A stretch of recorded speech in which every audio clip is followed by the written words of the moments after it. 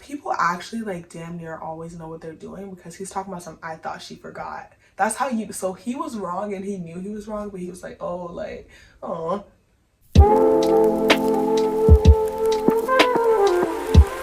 Hi everyone, back to my channel. So today I'm doing a Reddit Am I the A-hole video, and I'm sick.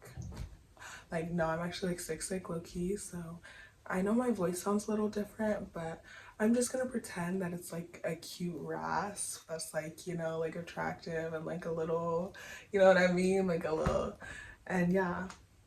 Am I the a-hole for lending car to a friend? I've owned a car with my brother for the past 9 years. We split the cost 60-40. I paid 60, he paid 40, and we've always shared it without any issues.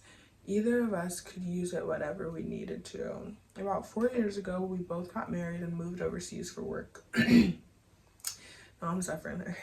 Since then, the car has been parked at our family house where my parents and sister live. Only my dad can drive, but they rarely use the car because of the high cost of fuel. This 2026 probably used it less than 10 times. A month ago, a close friend from university recently got his driver's license and was waiting for delivery of his new plug-in hybrid, which has been delayed because of high demand. He asked if he could borrow my car to practice driving, and I agreed without much thought. When he picked it up, the battery was dead, the tires were old and overdue for replacement, and there were bugs inside one of the headlights from sitting unused for years. About about a week ago, my parents and sister started asking where the car was and when it would be returned. I jokingly said maybe at the end of the year, and they became upset. I told them they weren't using the car anyway, but they insisted that I ask my friend to return it as soon as possible, saying they plan to start using it soon. They also commented that my friend was lucky to be benefiting from the car for free and accused me of choosing my friend over my own family. My friend has now had the car for almost 3 weeks and his own car still hasn't arrived. So am I the a-hole for lending my old car to my friend when my family barely uses it, even though now they want it back? I don't think he's the a-hole, but I also do think the family is within their right to be like, don't lend that car out. It's obnoxious because the family's literally not using it, so they're just being extra. But, you know, if they paid for it, you split it, and he was paying 40. Oh no, he was paying 60%. It's a coin toss, bro. I'm such a coin toss person because I can literally see both sides. But low-key, I can't see the family side because I know it's just a control thing for them and they don't care about the car. But I can completely see his side on like, nobody's using the car, so just give it out. But like, I'm about to say legally, but like, I don't know whose name the car is in. So I guess to a certain degree, whoever the car is in their name, that's who's in control of it. Like, no, he's not the a-hole. I feel like the family's being extra, but like, you know what I mean? Am I the a-hole for not backing my wife up after my brother-in-law called her a bad parent? Brother-in-law is like, is that wife's brother? I think that's wife's brother. Okay, my wife and I are both 41 and have an 11-year-old daughter and an 8-year-old son. Our daughters play basketball, travel, and our son plays flag football in the spring, which is recreational. My wife is not the type of parent who organizes our lives around an 8 and 11-year-old sports schedule, and I agree with her on that. We refuse to let youth sports take over all our lives, even if vacations and stuff conflict with that. A couple weeks ago, we were visiting my wife's sister and her husband for Memorial Day. They live a state over, so we left on Sunday. My wife and I and my in-laws were talking, and my brother-in-law asked about our son's sports. At some point, my wife said that we missed our son's practice to come over. My brother-in-law kind of started grilling my wife after, saying that she's not teaching him to be a part of a team, being lazy and being a bad parent, etc. I overheard but didn't retort because I didn't see the point. When we were driving home the following day, my wife asked me why I didn't back her up. I thought she forgot about that. And I tried to reason with her that she knows that I agree with her, so I didn't have to play sidekick in that situation. She didn't like my reasoning and didn't talk to anyone but the kids for the rest of the car ride, basically pretending I wasn't even there. Am I the a-hole? I'm gonna say 100% yes. Yeah, I'm gonna go with 100% yes, because like, it doesn't make sense. Oh, I already agree, so why do I not have to say it? Because like someone's not attacking. I'm not, my mind first went to attacking, but it's not attacking. If someone is like speaking negatively to your wife, like right in front of you, and on top of it, it's something that you don't agree with at all, it doesn't make sense that you're like, oh, so I should keep silent, right? Like either way, I feel like the way you should correct your partner and like people close to you should be in private. But if it was at least something that you agreed with, that would make more sense. So if it was like, oh, like my wife is a bad parent and her brother called her a bad parent, so I just didn't say anything. That's more, you get a little more leeway there, but you don't agree that she's a bad parent and you completely agree with like the decision that's being made and the way the parenting is happening, but you're letting everybody tack, oh, nah, he's grimy, he's grimy. So you completely agree with the way the parenting is happening, but you're letting everybody tack on the bad parent label onto her and you're not saying anything. As the, as the man, as the husband, as the partner, like, wow. Wow, yeah, I completely think he's the a-hole. And then want to play stupid. I thought she forgot.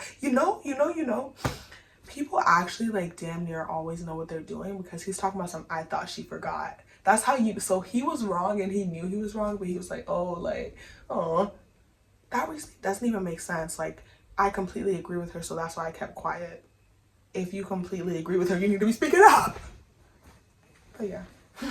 Next. Oh, also, this is making me think of couples therapy. That juice and nuts tea is so good. Like, I saw this YouTube episode, not YouTube, this YouTuber reacted to like couples therapy, and like the tea is so insane, and it just like, it just makes me think about like marriage and like relationships and how many people are unhappy in a relationship and how much like, I feel like I might need to make a separate video, but I just feel like so many people put on a pedestal like the way that dating was gone about in the past, but then once you do like a little bit of digging into a lot of those relationships, like everybody's just coping and like the people do not like each other and like they don't actually support each other and it's not actually a healthy situation. They just close it off and people are jumping up and down like crying about situationships nowadays. Oh, I wish I could go back, but the quality of relationships back then is horrible.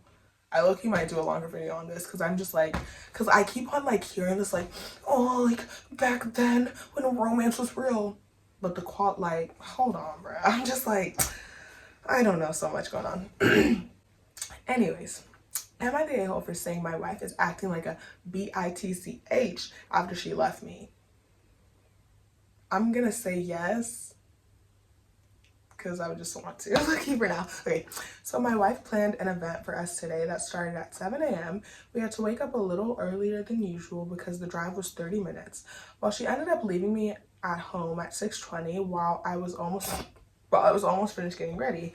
We both agreed that we needed to leave by 6:30. I ended up calling her when I noticed she had left. She said I wasn't ready and thought I didn't want to go. I said, of course I want to go. And she said she was acting like a bitch. No, he said, hold on, hello? And I said, of course I wanted to go, and said she was acting like a bitch. Okay, I was frustrated. I was looking forward to this event because it aligns with what I do for work. It would also be a great way for us to spend time together. I'm still gonna say he's the a-hole because like, I think everybody's an a-hole.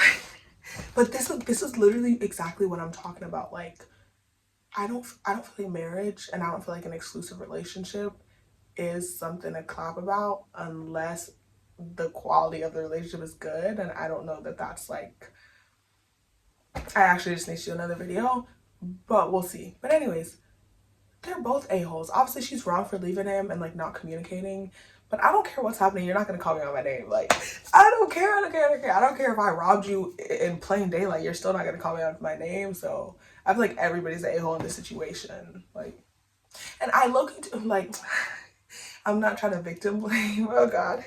I'm not trying to victim blame, but I feel like I want to hear more context. Like, I want to hear more context, I fear. But from what I've heard right now, both of them are wrong. Stop. This is juicy. Am I the a-hole for not giving my parents half of my lottery winnings? Ooh. Context: I won approximately £4 million earlier this year from the lotto. Currently, the money is diversified into several index funds. I was planning on giving them $750,000 as a thank you, but when I mentioned that as a counteroffer, they got mad and started calling me selfish. Girl, I'm 19, male. My parents are 49 male and 47 female. Without going into too much detail and making this longer than necessary, I only waited around a week before I told my parents. They were excited and so was I. I'm thinking of those memes of like, oh, when you get money and your friends get like more excited than you are. Okay. They were excited and so was I. It was all going fine until they started talking about the money as if it was theirs. They were talking about they were talking about retiring, going on holiday, buying a boat, a new car, traveling the world, etc. I asked them how much they expected to have, stone cold face, and they said half. I understand that with giving half, having 2 million left is already enough, but why should they be entitled to that? I know they're my parents and we've had a great relationship. To me, 750,000 seems like it's enough as they already have their own savings and paid off a mortgage. So am I the a-hole for refusing to give my parents half of the winnings? There's an edit, but I'm not reading that, I fear.